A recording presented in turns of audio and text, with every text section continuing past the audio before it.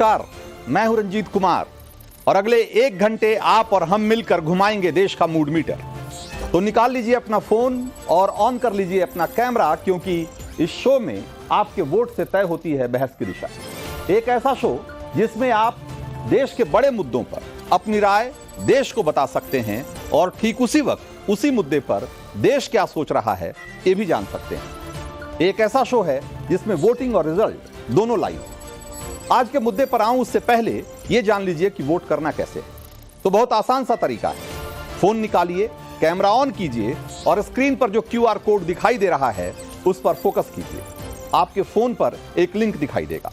इस लिंक को आप जैसे ही क्लिक करेंगे आपके सामने सवालों की लिस्ट आ जाएगी। अपने हिसाब से जवाब चुनने के बाद सबमिट करना है और हां, आखिर में अपनी डिटेल जरूर भरिएगा, क्योंकि उसी के आधार पर हम हर रोज चुनते हैं 4 लकी वोटर जिन्हें मिलता है इनाम।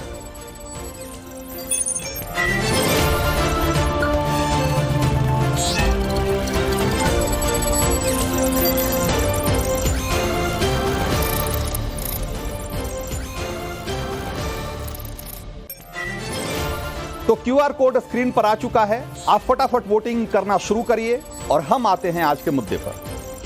CA लागू होने के बाद से देश की राजनीति में अलग लेवल का रायता फैला हुआ है। सच झूठ, तर्क कुतर्क और आरोप प्रत्यारोप का गजब खेल चल रहा है। CA के विरोध में दी जा रही दलीलों में कुछ तो आधा सच है और कुछ सरासर झूठ। कांग्रेस, TMC और AIMIM जैसी पार्टियों के बयानों से आपको साफ साफ समझ में आ जाता है कि वो एक खास समुदाय को खुश करने के लिए बोल रहे हैं, क्योंकि उनके पास मुस्लिम विरोधी, भेदभाव वाला कानून, इस तरह के पुराने जुमले हैं। लेकिन केजरीवाल अलग ही लेवल का नैरेटिव सेट करते हैं। उदाहरण के लिए, जब केजरीवाल सामने आए तो उन्होंने कहा कि CA आपका हक मारने वाला कानून है। क्या आप चाहते हैं कि पाकिस्तानी आपके बच्चों की नौकरियां खा जाएं? क्या आप चाहते हैं कि आपके घरों के सामने पाकिस्तानियों की झुग्गियां बन जाए? जरा सुनिए केजरीवाल को क्या क्या कहा उन्होंने। भारत के तो ढेरों लोग बेघर हैं, लेकिन बीजेपी वाले पाकिस्तान से लोगों को लाके उन्हें भारत में बसाना चाहते हैं, उनको घर देना चाहते हैं, हमारे रोजगार उनके बच्चों को देना चाहते हैं, हमारे हक के घर उनमें पाकिस्तानियों को बसाना चाहते हैं। अगर इन 2.5-3 करोड़ में से 1.5 करोड़ लोग भी भारत आ गए तो कौन देगा इनको रोजगार? आपने रोहिंग्यों की बात की, ये तो आप ही के टाइम में आए थे। ये तो 2014 के बाद आए हैं सारे रोहिंग्ये। कैसे आए ये? आपकी मिली भगत से आए कि आपकी नाकामी की वजह से आए? पूरे देश में कहां कहां आपने रोहिंग्यों को बसा रखा है? तो केजरीवाल कह रहे हैं कि CA लागू होने के बाद पड़ोसी देशों से 2.5 करोड़ गैर मुस्लिम अल्पसंख्यक भारत में घुस आएंगे, जबकि सच ये है कि CA कानून के तहत 31 दिसंबर 2014 के बाद आए किसी भी शरणार्थी को इसका कोई फायदा नहीं मिलेगा। पिछले कुछ दिनों से विपक्ष की तरफ से ऐसे तमाम बयान आए हैं जो CA को लेकर भ्रम फैलाने में लगे। गृह मंत्री अमित शाह ने आज ऐसे सभी सवालों का विस्तार से जवाब दिया। आगे बढ़ने से पहले आपको अमित शाह के कुछ चुनिंदा जवाब सुनवाते हैं। दिल्ली के मुख्यमंत्री अपने भ्रष्टाचार के उजागर होने से अपना आपा खो बैठे हैं। उनको मालूम नहीं है कि ये सारे लोग आ चुके हैं, आज भारत में ही रह रहे हैं। सिर्फ इनको अधिकार नहीं मिला है, वो अधिकार देने की बात है। 2014 तक जो आ गए इनको नागरिकता देनी है। और इतनी ही चिंता है तो वो क्यों बांग्लादेशी घुसपैठियों की बात नहीं करते हैं? रोहिंग्यास का विरोध क्यों नहीं करते हैं?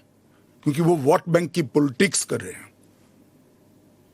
दिल्ली के चुनाव उनके लिए लोहे के चने चबाने जैसे हैं, इसलिए वोट बैंक की पॉलिटिक्स कर रहे हैं। ममता जी को मैं खुली चुनौती देता हूं, इस कानून की धारा में से किसी की नागरिकता छीनने की एक धारा वो बता दे सार्वजनिक रूप से। वो खौफ पैदा कर रही है, हिंदू और मुसलमानों के बीच में विखवाद कराना चाहती है, अपनी वोट बैंक का कंसोलिडेशन करना चाहती है। ममता जी, इसको मत रोकिए, करने जैसा काम है घुसपैठ रोकिए। राजनीति के अंदर आपके निर्णय को जस्टिफाई करने की जिम्मेदारी आपकी होती है। जैसे मेरी सरकार का फैसला ऐसी है, इसके बारे में मेरी पार्टी के तर्क, मेरी गवर्नमेंट के तर्क और क्यों ये देश के हित में है मुझे समझाना पड़ता है। जरा राहुल गांधी जी आपके इसी कमरे में आकर देश को समझा दे कि क्यों विरोध में है। तो आपने गृह मंत्री को सुना और केजरीवाल को भी। केजरीवाल अपने बयानों में शब्दों का चुनाव बहुत सावधानी से करते हैं। सीए के विरोध में बोलते हुए वो बहुत सफाई से इस्लामिक देशों से प्रताड़ित कर भगाए गए गैर मुस्लिम शरणार्थियों को पाकिस्तानी करार दे देते हैं। वो उन्हें बांग्लादेशी भी कह सकते थे, लेकिन उन्होंने ऐसा नहीं कहा, क्योंकि उन्हें मालूम है कि बांग्लादेशी और रोहिंग्या बोलते ही वो खुद सवालों के कटघरे में खड़े होंगे। लोग पूछेंगे कि दिल्ली में रह रहे लाखों बांग्लादेशी और रोहिंग्या के खिलाफ तो आप कभी नहीं बोलते।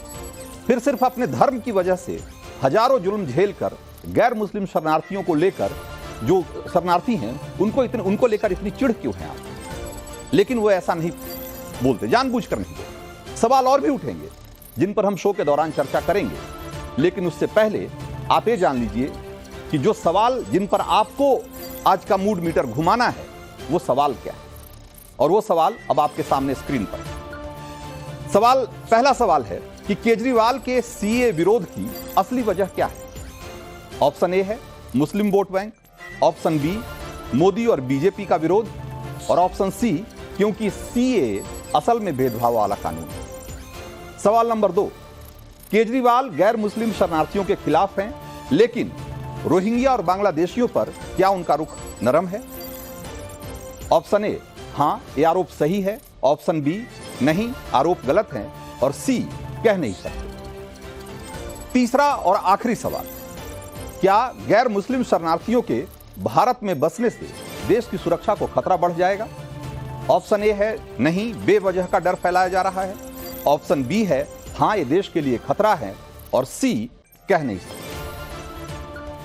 तो ये 3 सवाल हैं जिसके आधार पर आज आपको वोट करना है और देश का मूड मीटर घुमाना है। आप क्या सोचते हैं सीएए के मुद्दे पर, रोहिंग्या और बांग्लादेशियों के मुद्दे पर, और केजरीवाल और विपक्ष के बाकी पार्टियां और बीजेपी जो कह रही है उसके बारे में आपकी क्या राय है?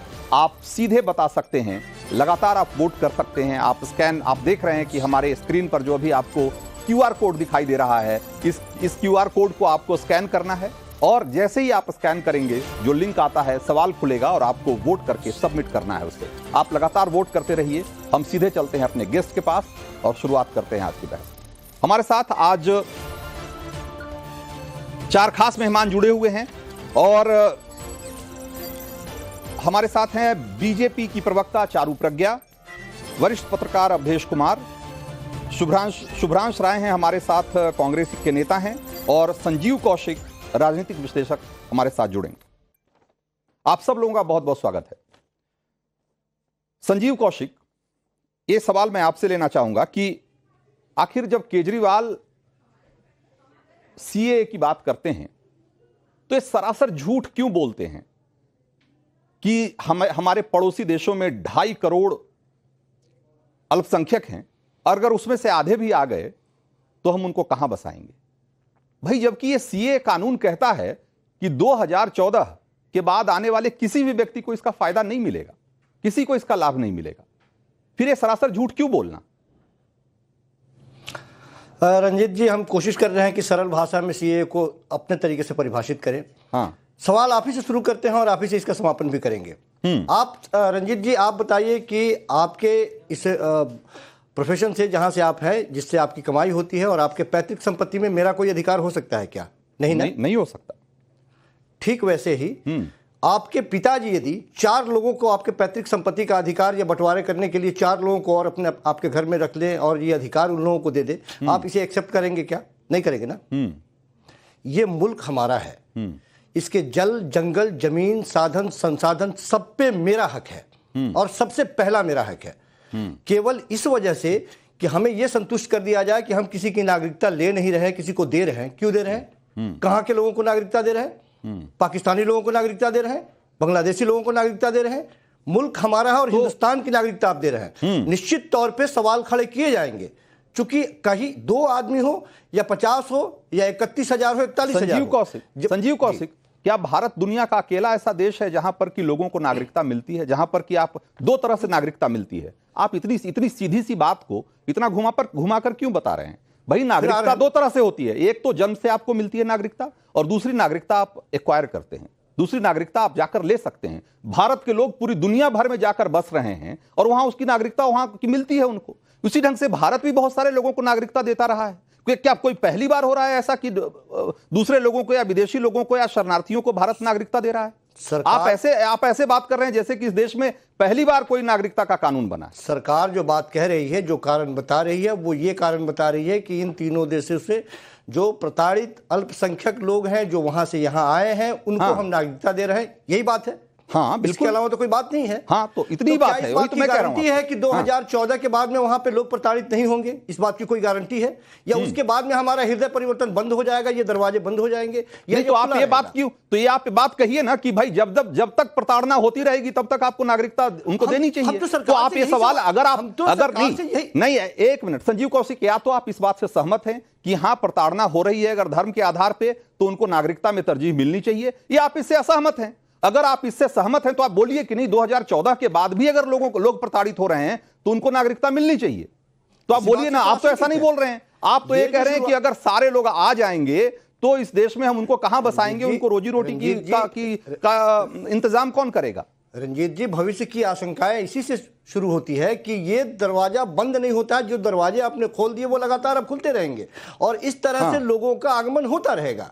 हम सिर्फ ये कह रहे हैं कि यदि इतनी ही मजबूती की बात है, देश के हमारे प्रधानमंत्री इतने सक्षम है, एक टेलीफोन कॉल पर दो देशों के युद्ध को रुकवा सकते हैं। साहब, जो जिस देश का है यदि वहां पे प्रताड़ित किया जा रहा है, क्या इसको अंतर्राष्ट्रीय मंच पर कोई फोरम नहीं है जहां पे हम ये बात उठा सके, उन लोगों को वहां स्थापित कराने का प्रयास कर सके? तो फिर बुला लीजिए, इन तीनों मुल्क के अल्पसंख्यकों को बुला लीजिए पूरे हिंदुस्तान में, न रहे बांस न बजे बसुरी, सबको बुला लीजिए और यहीं पे रखिए उन लोगों को। जितनी चिंता आपको इस बात की हो रही है कि हमारे पड़ोसी देशों से लोग आ जाएंगे यहां पर, जो वहां प्रताड़ित किए गए अल्पसंख्यक यहां आ जाएंगे, आपको कभी ऐसा क्यों नहीं है कि कभी किसी ने केजरीवाल को सुना हो कि इस देश में जो बांग्लादेशी रह रहे हैं 1.5-2 करोड़, जो एक एस्टिमेट के मुताबिक, उनके खिलाफ कभी बोलते किसी ने नहीं सुना केजरीवाल को?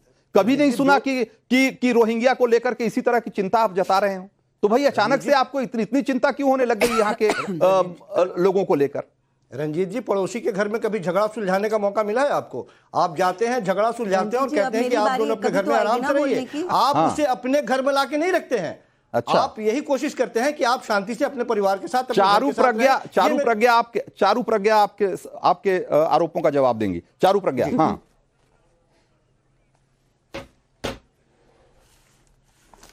देखिए, इनकी बातें ना सुनकर मुझे हंसी आ रही है। इनको कुछ चीजें हम साफ बता दें। आप क्या ये कहना चाहते हैं कि भारत अकेला देश है जहां पर रेफ्यूजीज आते हैं, शरणार्थी आते हैं?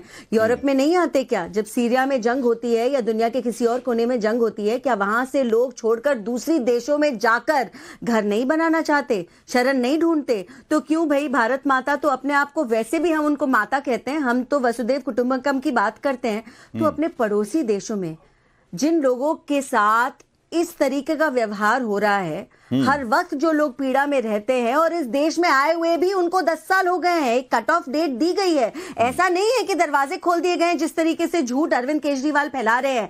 एक तो जो कॉन्स्टिट्यूशनल पोस्ट पर इंसान बैठा है वो इस किस्म का झूठ कैसे बोल सकता है, मुझे समझ में नहीं आता।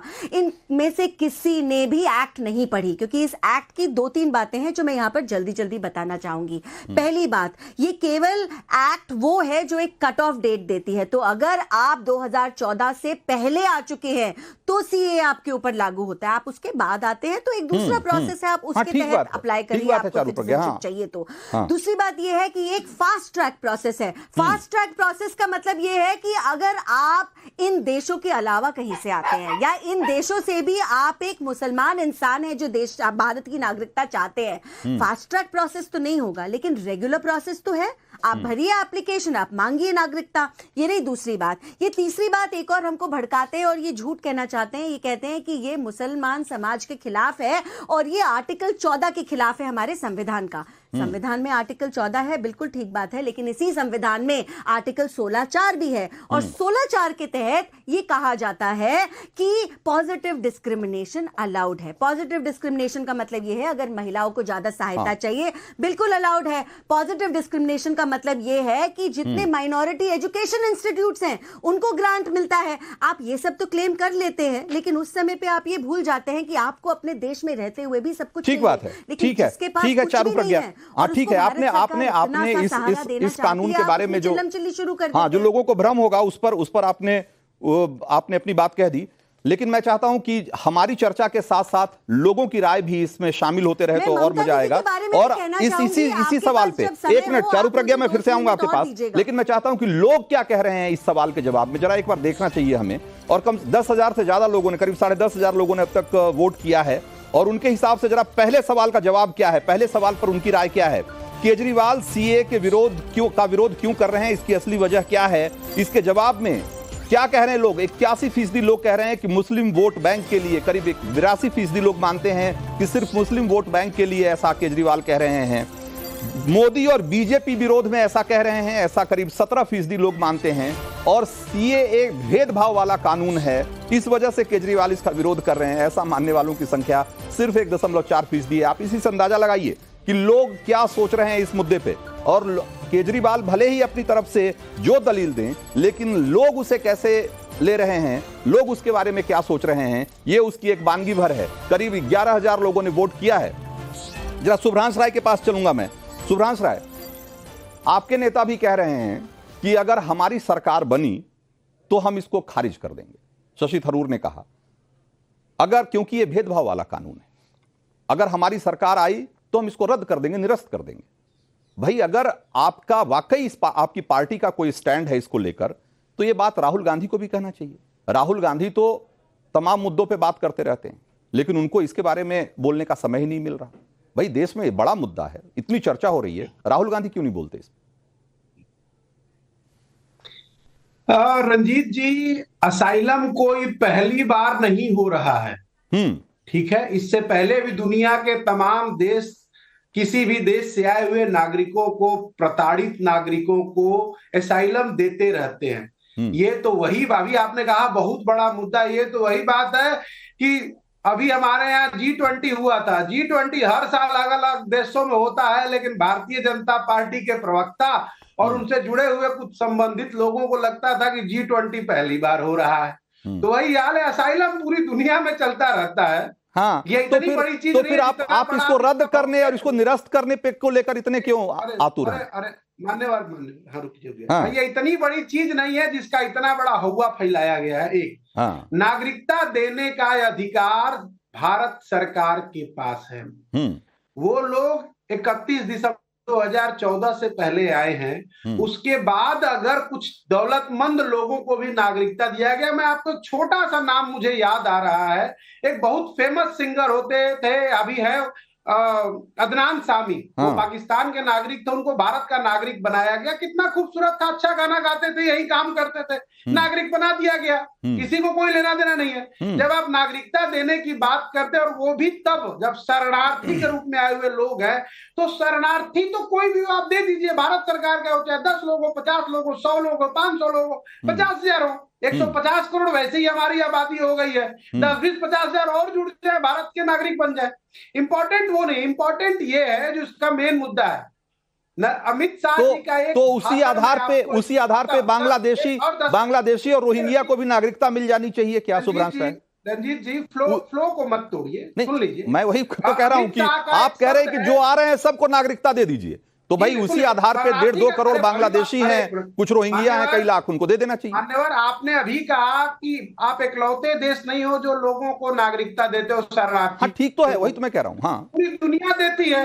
असाइलम का मतलब यही होता है, लेकिन उसका आधार होता है ना, उसका आधार होता है। आप असाइलम लेते हैं, आप जाकर उनको एक अपना वैलिड रीजन बताते हैं कि भाई मैं इस वजह से वहां खतरे में हूं और मुझे नागरिकता दें। रंजीत जी, थोड़ी बहुत नॉलेज मुझे भी है, मुझे ही देने दीजिए ना भाई। हाँ तो बोलिए, पढ़ दीजिए, मैं चुपचाप सुन लेता। अच्छा नहीं तो ठीक है, हाँ बोलिए ना, आप अपनी बात रखिए, लेकिन आप उस सवाल का जवाब दीजिए, उस सवाल का जवाब दीजिए तो मजा आएगा लोगों को। हाँ, किसी भी नागरिक को नागरिकता देने का अधिकार उस देश की सरकार को है। हाँ। यहाँ भारत सरकार उनको नागरिकता देगी। अगर वो नागरिकता के मानक पे खरा उतरता है तो नागरिकता मिलेगी, नहीं मिलता है तो वापस जाएगा। बेसिक सा सवाल है। एक बात। हाँ। दूसरी बात, विरोध का कारण या शक संशय कहाँ आता है? अमित शाह का एक बयान था, आपने बाकी तो अमित शाह का एएनआई पॉडकास्ट दिखाया, लेकिन ये नहीं दिखाया जिसमें अमित शाह कहते हैं कि क्रोनोलॉजी को समझिए। पहले एक कानून आएगा, उसके बाद पेट से निकले हुए बच्चे को पेट में घुसाने की कोशिश की जाएगी। ये कौन सी क्रोनोलॉजी है? सवाल आपके नियत के संदेह पे है।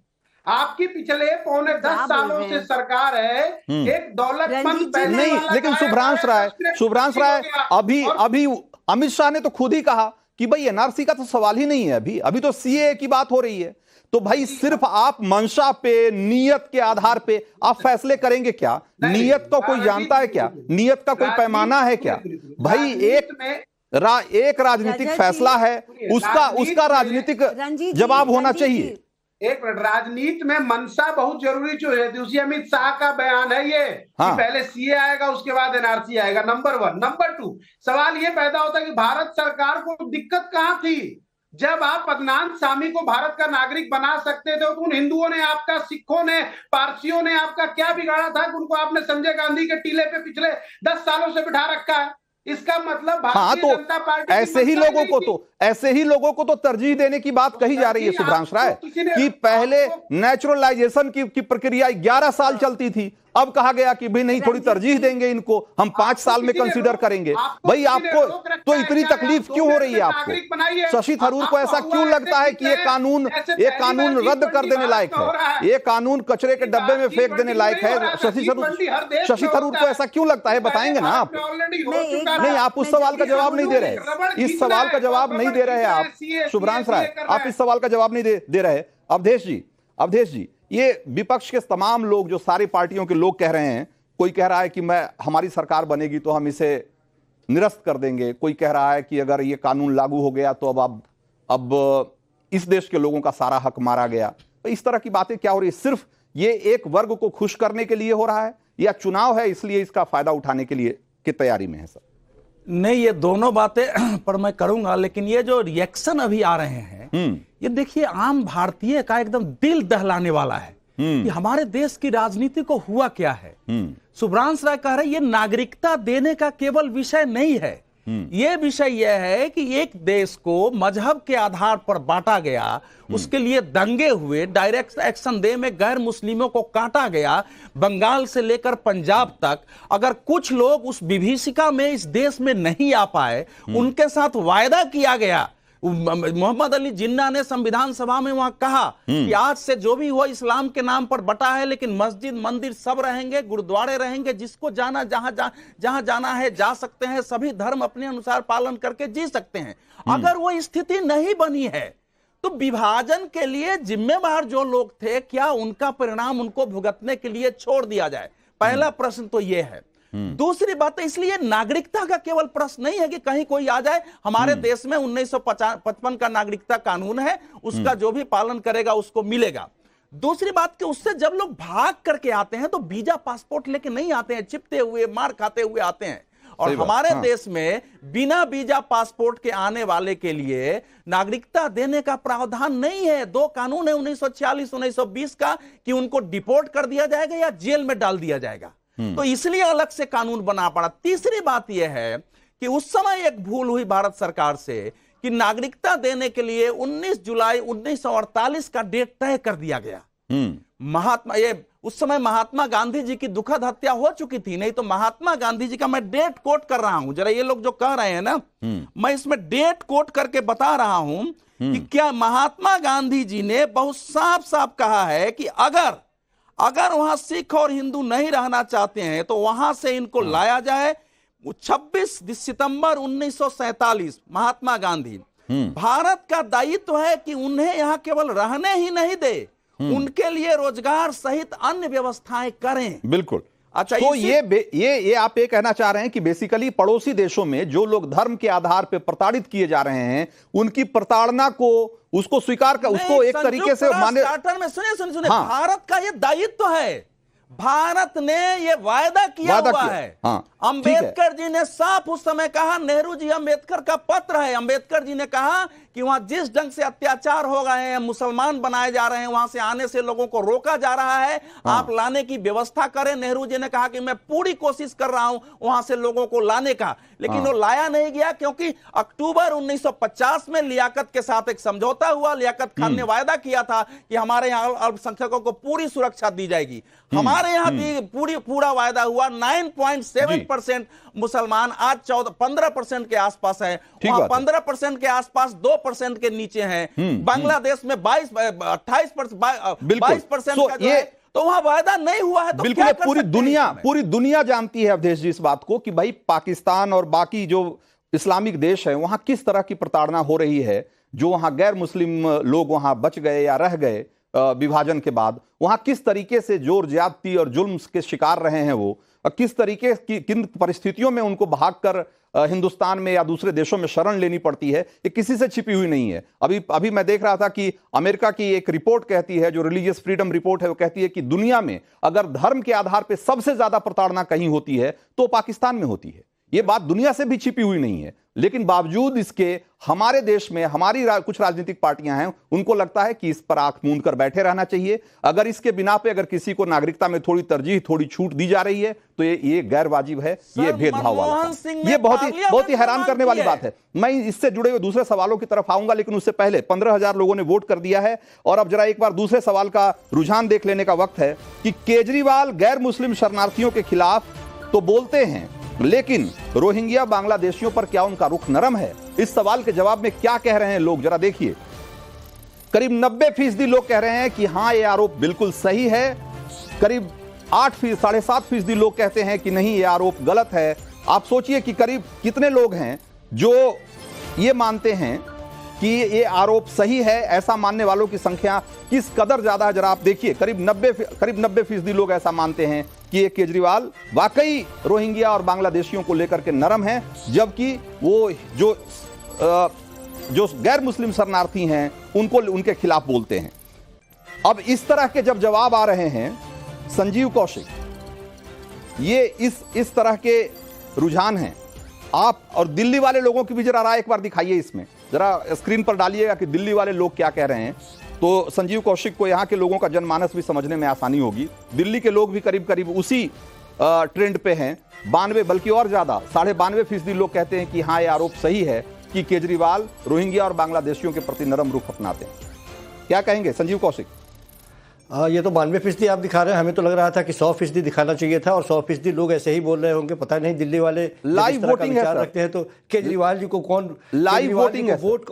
ठीक है सर, हम उस पर प्रश्न खड़ा नहीं कर रहे हैं। तो ये कह रहे हैं कि हम तो ये कह रहे हैं कि जब 92.2% की बात हो रही है कि इतने लोग उसके अगेंस्ट में हैं, तो आखिर ये वोट देने वाले हैं कौन?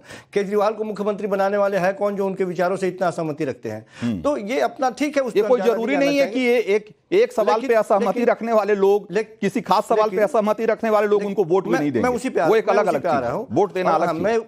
मैं उसी पे आ रहा हूँ, रोहिंग्या पे भी आ रहा हूँ और बांग्लादेशी पे भी आ रहा हूँ। संजीत जी, आप तो काफी वरिष्ठ हैं और आपको जानकारी होगी कि 2014 के बाद ही सबसे ज्यादा रोहिंग्या और बांग्लादेशी हिंदुस्तान में आए। इनको रोकने की जिम्मेदारी किसकी थी? फेल्योर कौन हुआ? आज जब इस तरह की बातें हो रही है, अभी कहा जा रहा है, हम लगातार उसी वक्त से एक बार भी हमने ये नहीं कहा कि हिंदू मुसलमान इसमें कहीं करने की कोशिश की जाए। सीएए में भी हमने एक बार भी इस शब्द का इस्तेमाल नहीं किया। इसके बावजूद भारतीय जनता पार्टी तो ये विरोध उनके खिलाफ नहीं, जब आकर बस रहे थे तो कभी बोलना चाहिए था ना केजरीवाल जी। केजरीवाल जी का नहीं, लेकिन आपकी पार्टी के एक नेता का बयान जरूर मैं सुनाऊंगा।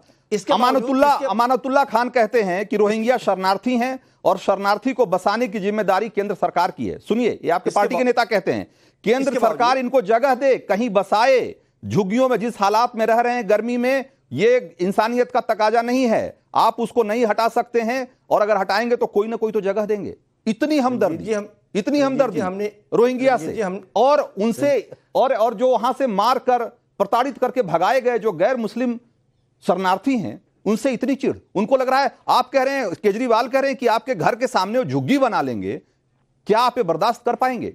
भाई आधी एक बड़ी आबादी दिल्ली की झुग्गी में रह रही है, लोग बर्दाश्त करते हैं, तो इतनी नफरत क्यों है केजरीवाल जी को? भाई 20 सेकंड हमें भी समय दे दिया। हाँ, बोलिए ना। आपकी बात भी रख लें।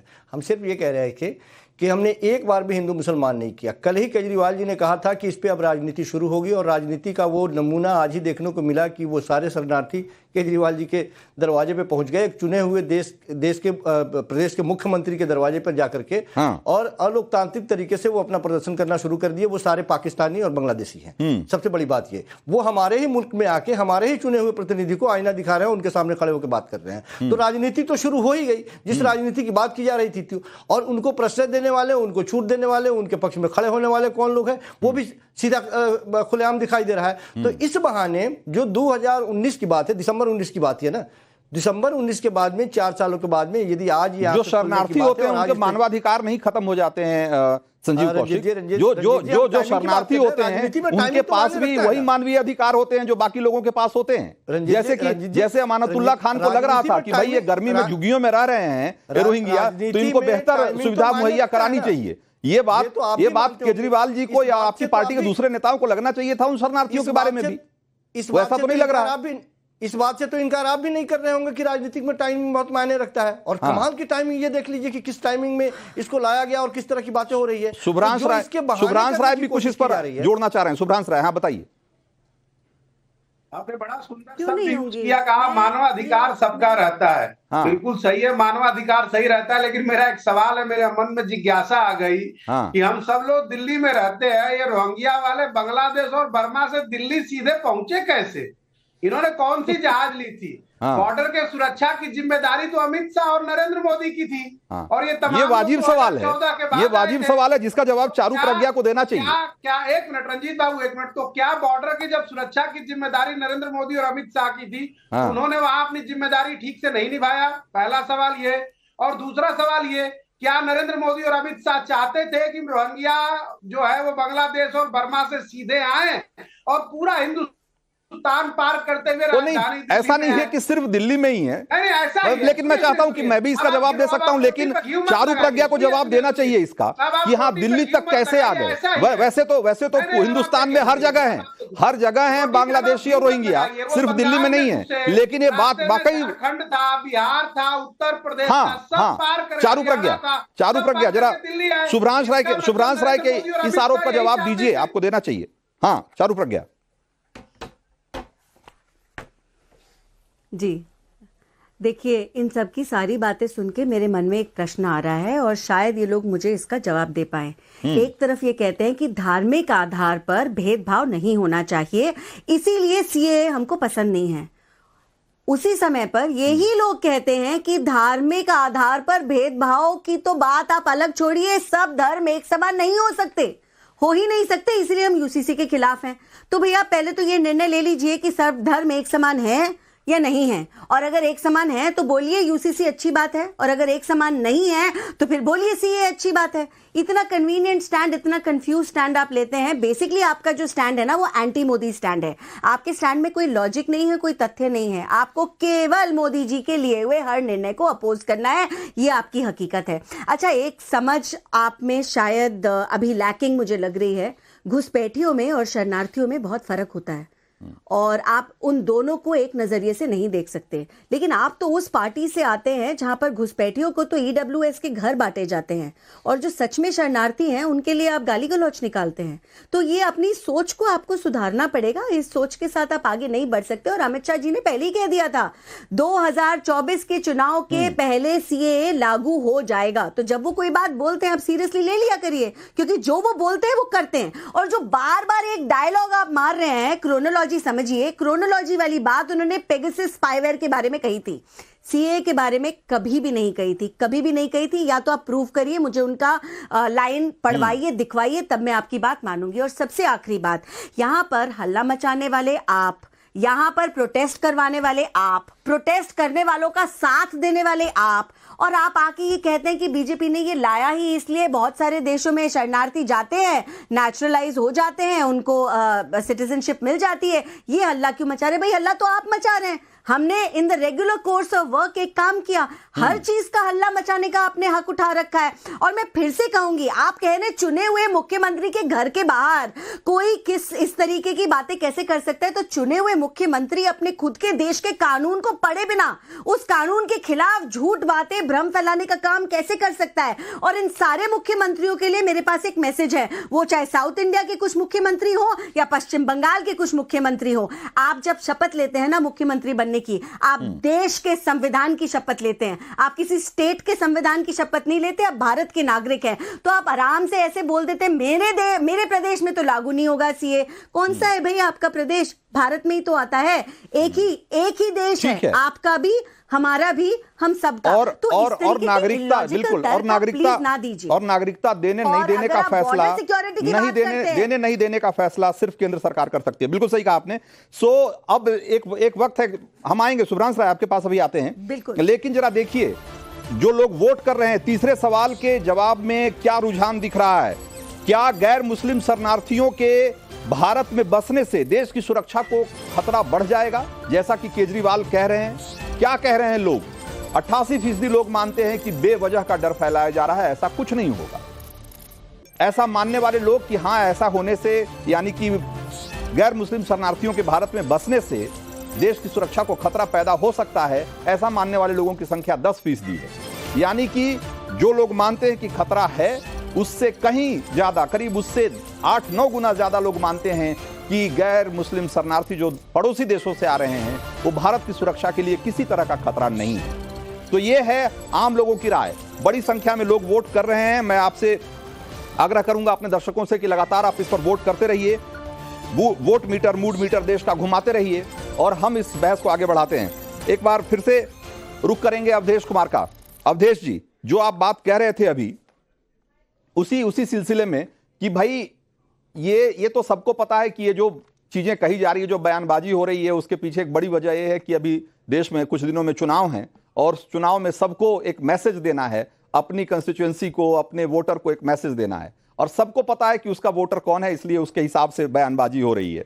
लेकिन ये कहना कि अगर उनकी सरकार आ जाएगी तो वो इस कानून को निरस्त कर देंगे, रद्द कर देंगे, इस तरह की बात करना कितनी जिम्मेदारी वाली बात है? देखिए, कांग्रेस पार्टी ने जब अनुच्छेद 374 हटाया गया था तो बाजाप्ता प्रेस कॉन्फ्रेंस करके कहा, 2019 के चुनाव घोषणा पत्र में प्रेस कॉन्फ्रेंस करके बताया, और ये कहा कि 370 हमारी सरकार आएगी तो हम 370 को वापस हटा देंगे। लेकिन जब सुप्रीम कोर्ट का डिसीजन आ गया तो कांग्रेस का बयान ये आया कि अब ये मैटर क्लोज्ड हो गया, इस पर बहस नहीं होगी। जब बाबरी मस्जिद का विध्वंस हुआ तब भी कांग्रेस ने घोषणा की कि वहां बाबरी मस्जिद बनाएंगे, प्राइम मिनिस्टर की घोषणा थी। आज मंदिर बन गया, तो ये बोलते हैं वही होगा, ये क्यों मानते हैं? ये तो इनकी अपनी समस्या है कि इस समय, देखिए, इस समय भारत में 3 नेताओं में नरेंद्र मोदी विरोध सेकुलरिज्म का चेहरा बनने की होड़ है INDI में, ममता बनर्जी, राहुल गांधी और अरविंद केजरीवाल में। तो तीनों एक दूसरे को पीछे छोड़ने की कोशिश कर रहे हैं। अरविंद जी ने तो केवल बोल के छोड़ दिया है, ममता जी तो सड़कों पर उतरवा रही हैं, और आप देख रहे हैं कि क्या स्थिति है हमारे समय। राहुल गांधी न्याय यात्रा चल रहे हैं और वहां इस इशू को उठा रहे हैं। इसमें यह लगे कि मैक्सिमम मेजोरिटी मुस्लिम वोट हमारे साथ आएगा, 30% मुस्लिम वोट पश्चिम बंगाल में है, और भविष्य में जो पॉलिटिक्स होगी एंटी नरेंद्र मोदी विरोधी, वो वोट हमारे पक्ष में एकजुट हो। 4 अगस्त 2005 को ममता बनर्जी ने लोकसभा में मामला उठाते हुए कहा था कि बांग्लादेश से आए हुए हिंदुओं को नागरिकता देना चाहिए, ये सरकार नहीं दे रही है, ये गलत हो रहा है। जब सोमनाथ चटर्जी ने उसको रोकने की कोशिश की तो उन्होंने कागज फेंका था। मनमोहन सिंह ने 18 सितंबर 2003 को, उस समय वाजपेयी की सरकार थी, कि बांग्लादेश से जो लोग आए हैं वो शरणार्थी के रूप में अगर हमारे देश में वो रहना चाहते हैं तो सरकार को उदार रवैया अपनाना चाहिए। तो अगर इससे वो परे जा रहे हैं तो ये इसको क्या नाम दे सकते हैं? लेकिन अगर जो कहते हैं कि वापस ले लेंगे, एक तो उनकी सरकार आएगी, कब आएगी इस समय देश, आपका जो मूड मीटर, नहीं आपका जो मूड मीटर है, देखिए, मूड मीटर वोट का भले द्योतक हो नहीं हो, मूड मीटर ये बता रहा है कि देश किस दिशा में सोचता है, लोग क्या सोच रहे हैं, खास करके कम से कम हमारे जो व्यूअर हैं वो क्या सोचते हैं इन सवालों पे, वो तो कम से कम पता लग ही रहा है देश को। एक बार फिर से संजीव कौशिक, ये सवाल, बहुत कम समय है हमारे पास, इसलिए एकदम संक्षेप में जवाब दीजिएगा कि टैक्स पेयर का पैसा रोहिंग्या और बांग्लादेशियों पे उड़ाने में कोई दिक्कत नहीं है। दिक्कत तब हो जाएगी जब अगर वो शरणार्थियों पे, जो गैर मुस्लिम शरणार्थी हैं, उन पे अगर वो पैसा खर्च हो गया तो बहुत दिक्कत हो जाएगी। आज टैक्स पेयर के पैसे का सवाल उठाया है केजरीवाल। हिंदुस्तान का एक भी रुपया सारे टैक्स पेयर के ही है सर। सरकार के पास जो पैसा है वो हमारे और आपके टैक्स के ही पैसे हैं। हमारी चिंता सिर्फ इतनी सी है कि जिस शरणार्थी के बारे में इतना सॉफ्ट कॉर्नर रख करके सरकार इस तरह की बात कर रही है, और यहाँ भी कुछ कमोबेश वही चर्चा यहाँ भी चल रही है कि जितने लोग विरोध करने वाले हैं राजनीतिक दल, वो सब अपने नफे नुकसान को ध्यान में रखते हुए विरोध कर रहे हैं। ये आप कह रहे हैं कि आपने भी अपना राजनीति सिर्फ देखा है इसमें? पता नहीं, आपने भी सिर्फ राजनीति ही देखा। रंजीत जी, पता नहीं, आप एक बार एक लाइन शायद एक लाइन आप भी जोड़ देते हैं इसमें तो बड़ा अच्छा लगता है कि इसको लाया भी गया है राजनीतिक नफा नुकसान को ही ध्यान में रख करके इसको लाया भी गया है। एक लाइन ये भी जोड़ देते तो बड़ा खूबसूरत लाइन हो जाता। वो सवाल आप वो आरोप लगा सकते हैं, चारू प्रज्ञा और बीजेपी पे आरोप लगा सकते हैं, तो उसमें कोई ये साफ दिखाई दे रहा है कि एक पार्टी जो लगातार विकास के रथ पे सवार होकर राम मंदिर के दरवाजे तक गई, 400 पार। जल्दी बात खत्म करिए, हम लोग समय खत्म हो रहा है। वो बहाने वो पूरे कैसे होंगे, उसकी शुरुआत हो गई है और लगातार इस तरह की चर्चाएं होती रहेंगी और इस पक्ष उस पक्ष बहुसंख्यक अल्पसंख्यक अब ये चलता रहेगा लगातार इलेक्शन तक। ठीक है, तो आज के मूड मीटर में वक्त इतना ही था हमारे पास, और अब वक्त हो गया है कि आज के मूड मीटर में 4 लकी वोटर जिन्होंने वोट किया और जिनको मिला है इनाम, उनका नाम अनाउंस करने का। तो फटाफट देख लेते हैं कि आज कौन है वो 4 लकी वोटर। तो राजदीप रॉय पश्चिम बंगाल से हैं और जागृति मिंजरोला हैं गुजरात की। इन्हें मिला है आज इनाम और उनके मोबाइल का आखिरी 4 डिजिट हम दिखा रहे हैं स्क्रीन पे ताकि उनके नाम की पहचान हो जाए। सुषमा कपूर हैं दिल्ली से और नवीन चंद्र उत्तर प्रदेश से हैं। 8928 और 5265 ये इनके मोबाइल का आखिरी 4 डिजिट है। तो आप चारों को मिला है आज का इनाम, आप आज के लकी वोटर हैं। और मूड मीटर में आज वक्त इतना ही था। कल किसी और मुद्दे पर होगी मुलाकात और होगी चर्चा इस पर। आप बने रहिए नव भारत के साथ, जहां